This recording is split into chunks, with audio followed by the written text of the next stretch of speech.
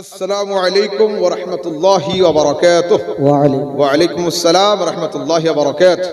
হুজুর, প্রশ্ন হচ্ছে এই যে ডক্টর জাকির নায়েক এবং মিজানুর রহমান আজহারির ওয়াজ শোনা কি এবং আহলে সুন্নাত ওয়াল জামাতের কোনো মানুষ যদি তাদের ওয়াজ শোনে এবং মানে তাহলে তাদের উপর কিছু হুকুম আছে কিনা দয়া করে বিস্তারিত বলবেন। এত পুরাতন প্রশ্ন 2025 সালের লাস্টের দিকে করার দরকারটা আর কি।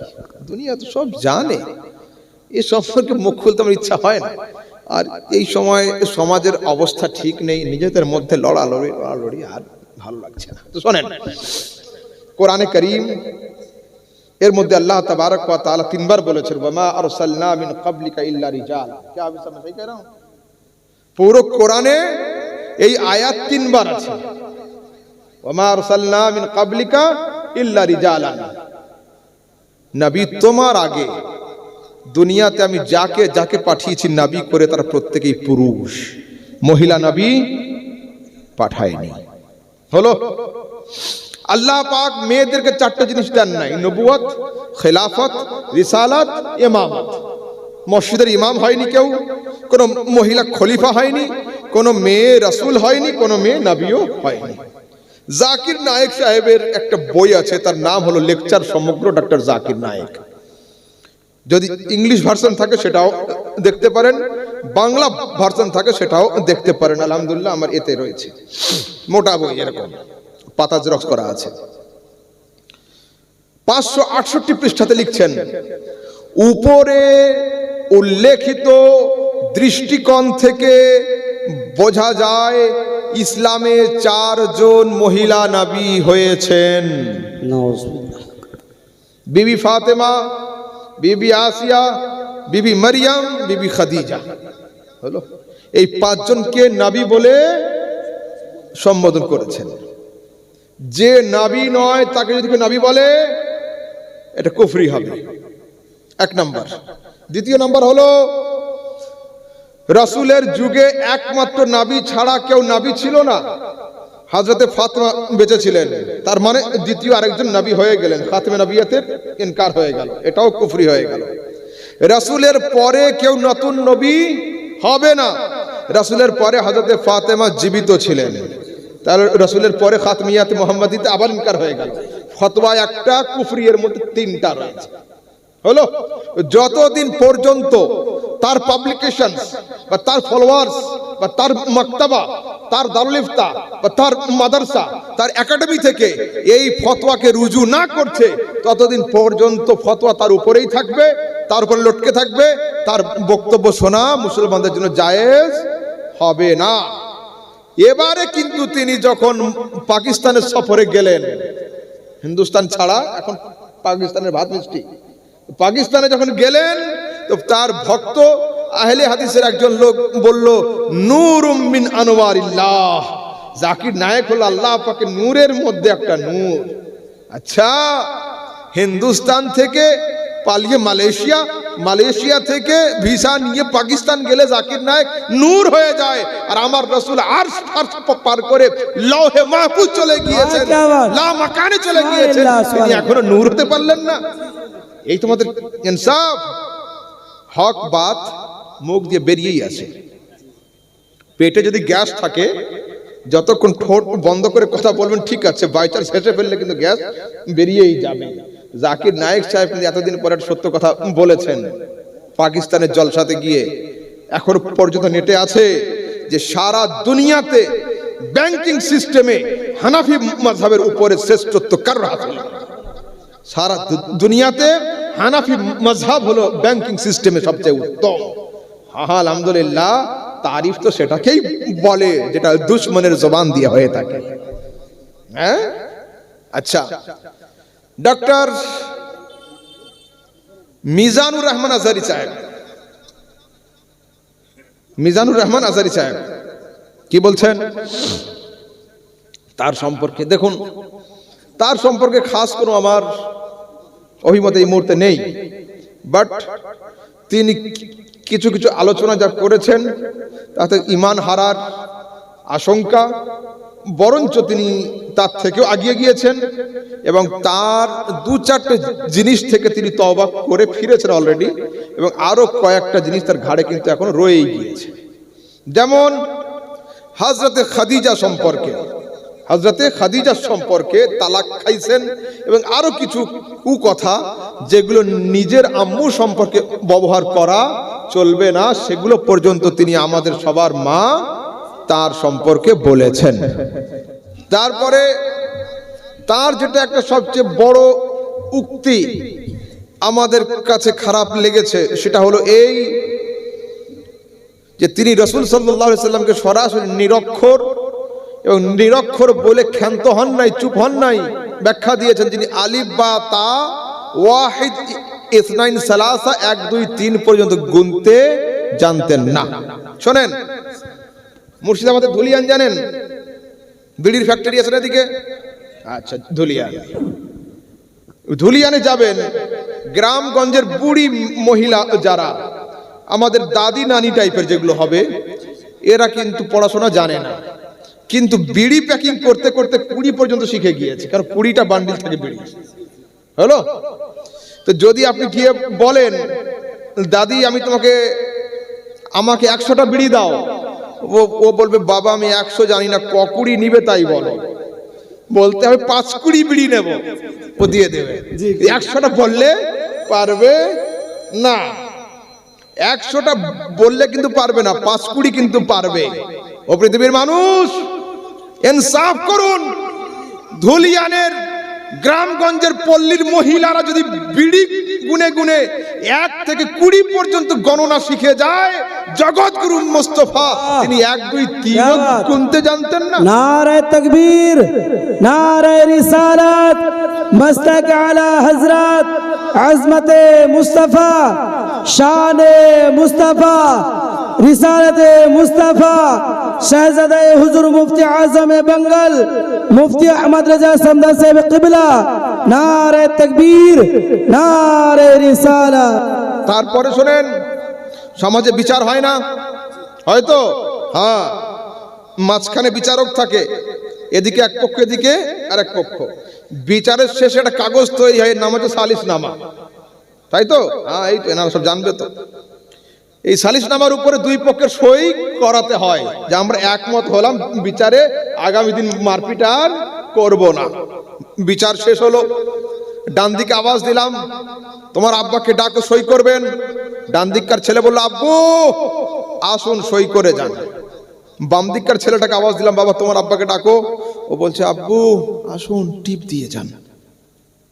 আমি জিজ্ঞাসা করছি বাবা, ডান দিককার ছেলেটা জোরে ডাকলো, আব্বু আসুন সই করে যান, তুমি এত আসতে কেন? বলছে হুজুর মনে কিছু করবেন না, আমার আব্বা আসলে সই করতে জানে না, লেখাপড়া জানে না। 50 জন লোকের সামনে যদি বলি যে তাহলে আব্বার প্রেস্টিজ লুজ হবে, সম্মান কমে যাবে। মাশাআল্লাহ, যে ছেলে আপন পিতার দোষকে লুকিয়ে রাখে আমি সেই ছেলেকে স্যালুট করি, এটা খুব ভালো কথা। কিন্তু এ যুবক শোনো, তুমি তোমার আব্বাকে 50 জন লোকের সামনে মূর্খ প্রমাণ করতে লজ্জাবোধ করছো, সুবহানাল্লাহ। কিন্তু তোমার আব্বা আমার আব্বা নয়, আমার আব্বা তোমার আব্বা নয়। আর টেলিভিশন চ্যানেলে বসে তুমি তাকে নিরক্ষর প্রমাণ করতে চাইছো, যিনি তোমারও নবী, তোমার বাপেরও নবী, তোমার দাদারও নবী, পরদাদারও নবী, আরে আদমেরও নবী, ঈসারও নবী মুস্তাফা। সুবহানাল্লাহ, মাশাআল্লাহ, বহুত খুব হযরত, বহুত খুব, মাশাআল্লাহ, সুবহানাল্লাহ, সুবহানাল্লাহ। 50 জন লোকের সামনে আমি আমার পিতাকে অশিক্ষিত বলতে লজ্জাবোধ করছি, আর জগৎগুরু মুস্তাফাকে টেলিভিশন চ্যানেলে বসে নিরক্ষর প্রমাণ করতে চাইছি। এই আমার ঈমান। আর একটু আগের দিকে যাই, জলসার পোস্টার হয় না, বিজ্ঞাপন জলসা হয়েছিল, 1 নম্বরের নাম কার আছে? যত সম্ভব আমার আছে, অ্যাজ এ চিফ গেস্ট মৌলভী আহমদ রাজা। হলো, আমাকে জলসাতে আপনারা দাওয়াত করলেন কেন? এডুকেটেড বলেন, আনএডুকেটেড বলে? ছোট মোটো হলেও আমি এডুকেটেড, পুরাপুরি আনএডুকেটেড নয়। আমাকে জলসাতে দাওয়াত করলেন কেন? আলিম বলে না জাহেল বলে? ছোট মোটো হলেও আমি আলিম, এইটুকু হলেও 1 ইঞ্চি মতো, বড় আলিম নয়। কিন্তু পুরাপুরি যদি আমি জাহেল হতাম আমাকে আপনারা ডাকতেন না। ঈমান সত্যি বলুন, যিনি আপনার জলসার প্রধান বক্তা তিনি যদি এডুকেটেড হয়, যিনি আপনার জলসার প্রধান বক্তা তিনি যদি এডুকেটেড হয়, যিনি বিশ্ব জলসার প্রধান বক্তা মুহাম্মদ রাসূলুল্লাহ, তুমি তাকে বলছো তিনি আলিফ বা তা জানতেন না? আরে আমার অ্যানাউন্সারের নাম হলো মৌলানা আমির হামজা, আমার অ্যানাউন্সারের নাম হলো হাফিজ সাহেব, মুফতি সাহেব। মুস্তাফা এমন একজন বক্তা যার আসার আগে বিজ্ঞাপন হয়েছিল, মুস্তাফার বিজ্ঞাপনের নাম হলো জবর, তাওরাত, ইনজিল, আর মুস্তাফার এলানকারীর নাম হলো ঈসা ইবনে মারইয়াম আলাইহিস সালাম। সুবহানাল্লাহ, সুবহানাল্লাহ, क्या बात। ঈসা আলাইহিস সালাম কি বলছেন? ইয়াতি মিন বাদ ইসমুহু আহমদ, ও লোগো इंतजार करो, चीफ गेस्ट आ रहे हैं, जमीन पे उसका नाम मोहम्मद होगा, आसमान पे नाम अहमद होगा, कयामत में उसका नाम महमूद होगा। बेशक, सुबहानाल्लाह, আমরা सुबहानाल्लाह। তার সম্পর্কে এই কথা। ফের একটু আগের দিকে যাই। হাই স্কুলে একটা নতুন স্যার আসলো, মনে করেন আমাদের ইসলামপুর হাই স্কুল, যে স্কুলে আমি পড়তাম, স্কুলের নাম হচ্ছে চক ইসলামপুর শ্রীকৃষ্ণ চম্পালাল মাহেশ্বরী উচ্চ বিদ্যালয়, বড় মাপের স্কুল, আর সত্যি স্কুল খুব ভালো। হ্যাঁ, তো একজন স্যার আসলো নতুন, 8 পাস স্যার এসেছে এইচএস স্কুলে, a+b হোল স্কয়ারের সূত্র ঠিকঠাক করিয়েছে, কিন্তু কিউবের সূত্রে গিয়ে অঙ্ক আর পারছে না। হলো, ছাত্ররা 2-10 দিন থেকে একদিন স্যারের কাছে চিঠি লিখেছে হেডমাস্টারকে, যে আমাদের নতুন শিক্ষক পড়াতে পারছে না। হেডমাস্টার সাহেব ভিতরে খোঁজ নিয়ে দেখছেন মাস্টার সাহেব 8 পাস, চান্স পেয়েছে উচ্চ মাধ্যমিক বিদ্যালয়ে। মাস্টারের আশাতে যতটা দোষ না হবে, মাস্টারের চ্যান্সেলরের উপরে কেস হয়ে যাবে যে আপনি কত লক্ষ টাকা ঘুষ নিয়ে একে চান্স দিয়েছেন বলুন। ও পৃথিবীর মানুষ, আপনার মাদ্রাসার চ্যান্সেলর কে? রাসূলের চ্যান্সেলর কে? আরে আপনার আমার মাদ্রাসার চ্যান্সেলর হলো মোল্লা, রাসূলের চ্যান্সেলর হচ্ছেন স্বয়ং আল্লাহ। সুবহানাল্লাহ, মাশাআল্লাহ। যদি কেউ দাবি করে রাসূল ছিলেন আনএডুকেটেড, মাআযাল্লাহ, রাসূল ছিলেন ইলিটারেট, মাআযাল্লাহ, নিরক্ষর, মাআযাল্লাহ, রাসূলের আশাতে দোষ হবে না। যিনি রাসূলকে পাঠিয়েছেন খোদা, তার সিলেকশনে ভুল হবে, আর যে আল্লাহর কাজে ভুল ধরবে at that moment out of Islam হয়ে যাবে। क्या बात। খোদার কাজে ভুল ধরা চলে না। আচ্ছা, একটু আগের দিকে যাই। রাসূল কি কোন জায়গায় পড়েছেন কারোর কাছে? এতে কিন্তু আমরা জি জি, ওয়াহাবি, দেওবন্দি, আহলে হাদিস, মাযহাবি, লা মাযহাবি সবাই আমরা একমত, পড়েন না। বাট হোয়াই কেন? বর্তমান যিনি ভারতের প্রাইম মিনিস্টার, ইনি কি শিক্ষিত লোক? বলিয়ে না, আপ লোক অ্যারেস্ট नहीं करेगा, বলিয়ে সচ শিক্ষিত লোক নয়। এর আগে যিনি ছিলেন ডক্টর মনমোহন সিং, শিক্ষিত লোক ছিলেন। তো ডক্টর মনমোহন সিং একদিন 15ই আগস্ট, মাযরাত বলছি, ডক্টর মনমোহন সিং একদিন 15ই আগস্ট লাল কেল্লাতে দাঁড়িয়ে বক্তব্য রাখছেন। টেলিভিশন চ্যানেলে ওনার একজন গৃহ শিক্ষক, যিনি ছোটবেলায় ওনাকে অঙ্ক শিখিয়েছিল, তাড়াতাড়ি করে নাতি, ভাইপো, ভাইজি, আত্মীয় স্বজনকে ডাকছে, ওরে ওরে শোন শোন শোন, দেখ মনমোহন ছোটবেলায় আমার কাছে অঙ্ক শিখতে আসতো, আমি a+b হোল স্কয়ারের সূত্র জিজ্ঞাসা করেছিলাম, a² + 2ab + b² বলতে ভুলে গিয়েছিল, মনমোহনের কান মশলে দিয়ে আমি থাপ্পড় দিয়েছিলাম। আজ আমার জন্য গৌরবের কথা যে আমারই ছাত্র ভারতের প্রধানমন্ত্রী হয়েছে।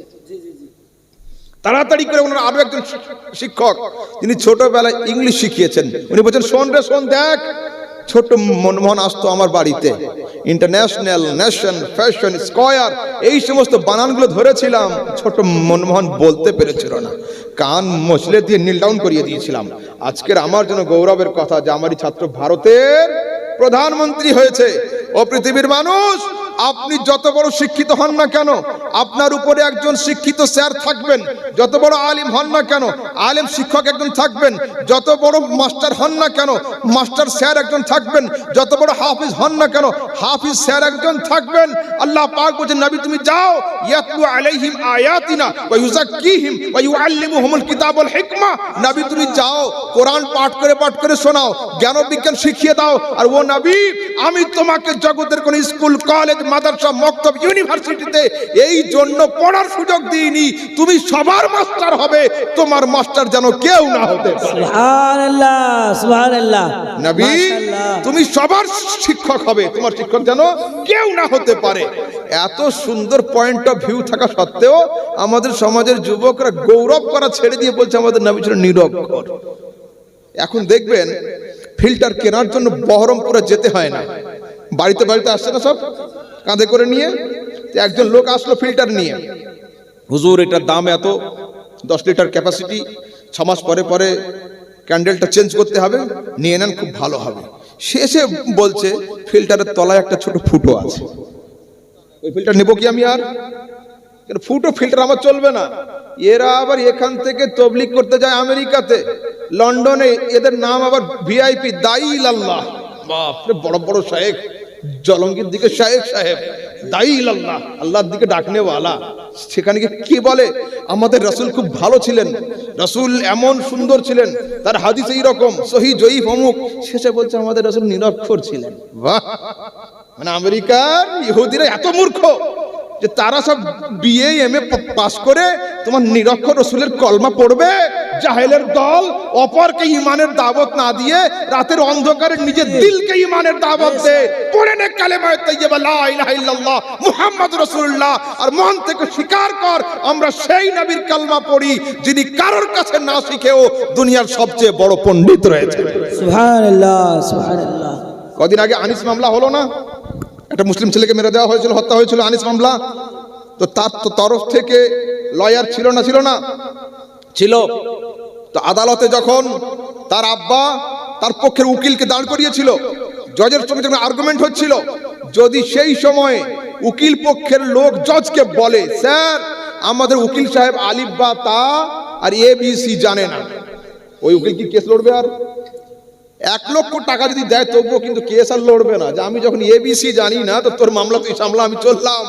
তো কিয়ামতের দিনে কোন উকিলে পার করাতে পারবে না মুস্তাফার শাফাআত ছাড়া। সুবহানাল্লাহ। সেদিন যখন আল্লাহর দরবারে রাসূল শাফিউল মুজনিবিন হয়ে দাঁড়াবেন, আর ওরা যখন ভিক্ষার ঝুলি নিয়ে যাবে, বাঁচাও, রাসূল কি বলবেন? দুনিয়াতে ফতোয়া তো দিয়েছিলে, আমি তো আলিফ বা তাও জানি না, 1 2 3ও জানি না, তোদের মামলা তোরা সামলা, গোলামরা এসো আমরা জান্নাতে চলে যাই। সুবহানাল্লাহ, সুবহানাল্লাহ, গোলামরা এসো আমরা মাশাআল্লাহ। জান্নাতে চলে যাই। লাস্ট পয়েন্ট, তোমরা যদি ছাত্রছাত্রী কেউ থাকো, আগামী কাল হাই স্কুলে যাবে, হলো প্রেয়ার লাইন হবে, জনগণ হোক যাই হোক হবে, হওয়ার পরে সবাই যখন আপন ক্লাসে যাবে, তোমরা 2 জন ছেলে ক্লাসে যাবে না, হেডমাস্টারের রুমের সামনে দাঁড়িয়ে থাকবে, ঠিক আছে? হেড স্যার অফিসিয়াল কাজ করবেন, তারপর তাকাবে কি ক্ষমতা, এখানে যাও। তোমরা বলো স্যার আজকের আমরা 2 জন ক্লাস করব না, আজকের আমরা 2 জন আপনার সার্টিফিকেট কটা দেখব, মাধ্যমিক কবে পাস করেছিলেন, উচ্চ মাধ্যমিকের র্যাঙ্ক কেমন ছিল, গ্র্যাজুয়েশনের লেভেল কি ছিল, প্লিজ স্যার আমরা আজকের আপনার সার্টিফিকেট দেখব, কাল থেকে ক্লাস করব। স্যার কি সার্টিফিকেট নিয়ে আসবেন? আনবেন, খালি হাতেও কিন্তু আসবেন না, ডান্ডা একটা থাকবে, আর কি বলবে? Get out from my school, you are not my student, বেরিয়ে যা আমার স্কুল থেকে, তোরা আমার ছাত্র নয়। কেন? কোন আদর্শ ছাত্রের স্পর্ধা হতে পারে না আপন শিক্ষা গুরুর ডিগ্রি যাচাই করে, ঠিক তেমন কোন আদর্শ উম্মতের স্পর্ধা হতে পারে না আপন ধর্মগুরু মুস্তাফার ডিগ্রি যাচাই করে। যদি কোন ছাত্র আপন হাই স্কুলের হেডমাস্টারের ডিগ্রি যাচাই করে, তাকে টিসি সার্টিফিকেট দেওয়া হয়। আর যদি কোন উম্মতি ইসলাম বিশ্ববিদ্যালয়ের প্রিন্সিপাল মুহাম্মদ রাসূলুল্লাহ ডিগ্রি যাচাই করে, তাকে আউট অফ ইসলামের সার্টিফিকেট দেওয়া হয়। সুবহানাল্লাহ, সুবহানাল্লাহ, মাশাআল্লাহ, তাকে ইসলাম থেকে বের করে দেওয়া হয়। আর মাদ্রাসার শিক্ষক, মসজিদের ইমামরা আমার চোখে হলো এরা প্রকৃত মুজাহিদ। হলো 1 ঘন্টার জন্য 2 ঘন্টার জন্য এসে 20,000 25,000 40,000 টাকা নজরানা নিয়ে আমরা চলে যাচ্ছি, কিন্তু একজন ইমাম সারা মাস সারা বছর ওইখানে থেকে যে সেবা তারা দিচ্ছেন, আল্লাহু আকবার, তাদের যে বেতন বর্তমান সময়ে, আমি কোনো খারাপ শব্দ বলি না, কিন্তু কোনো ছোট থেকে ছোট নিকৃষ্ট কাজে পর্যন্ত এই স্যালারি দেওয়া হয়ে থাকে না। তো আমাদের সবাইকে একটু খেয়াল করতে হবে তাদের স্যালারির দিকে, তাদের দিকে খেয়াল করতে হবে। মাদ্রাসা মসজিদের থাকার যে অবস্থা, বাথরুমের যে সিস্টেম, খাওয়া দাওয়ার যে সিস্টেম, খবরদার এদিকে নয়। তারপরে যুবকরা শোনো, আল্লাহ তাবারক ওয়া তাআলা তোমাদের কাজ, তোমাদের হিম্মত, তোমাদের পরিশ্রমকে আল্লাহ তাবারক ওয়া তাআলা রাসূল করিমের ওসিলাতে দরবারে ইলাহিতে যেন কবুল করে নেয় এবং তোমাদের মেহনত জজবাকে আমি সালাম করি, স্যালুট করি। তোমাদের কাজ দেখে মাথা আমাদের উঁচু হয়ে যায়, আবার ফের তোমাদের কিছু কাজ দেখে মস্তক আমাদের ঝুঁকে যায়। যখন বিয়ের সময় আসে তখন আমরা লজ্জিত হয়ে যাই, যখন খাতনা বাড়ি হয় লজ্জিত হয়ে যায়। ডিসেম্বরের শেষ থেকে নিয়ে জানুয়ারির শেষ পর্যন্ত তোমাদের ডান্স, রাত 12টার সময় ডিস্টার্বিং, এগুলো দেখে আমরা লজ্জিত হয়ে যাই। বাবু, এমন কাজ করো না যাতে আল্লাহ রসুল নারাজ হয়ে যায়। খবরদার নয়, ডিজে ইসলামে সম্পূর্ণ হারাম। আগামী গতকালকে দিনাজপুরে ছিলাম, একজন সামনে থেকে প্রশ্ন করলো যে হুজুর, ডিজে যদি হারাম হবে, নাজায়েজ হবে, তো আপনারা তো জলসায় ডিজে এনেছেন, এটা কি হবে? আমি বললাম যে মেন জিনিসটা হারাম নয়, যদি ডিজে থেকে আল্লাহু আল্লাহু বের হয় তো হালাল হবে, আর যদি বা ধুম ধুম ধুম ধুম করে গান বের হয় তো হারাম হবে। জিনিস থাকবে ওটাই, ঠিক আছে? সেই জন্য খবরদার, শরীয়তের খেলাফ কাজ যেন তোমাদের দ্বারাতে না হয় এবং তোমাদের দেখে যেন আমাদের গর্দান ঝুঁকে না যায়। ইশারা ইঙ্গিতে যতটুকু বললাম আল্লাহ পাক আমার বলাকে এবং আপনাদের সবার শোনাকে কবুল করেন। ওয়া আখিরু দাওয়ানা আলহামদুলিল্লাহি রাব্বিল আলামিন। আসসালামু আলাইকুম ওয়া রাহমাতুল্লাহি ওয়া বারাকাতুহু।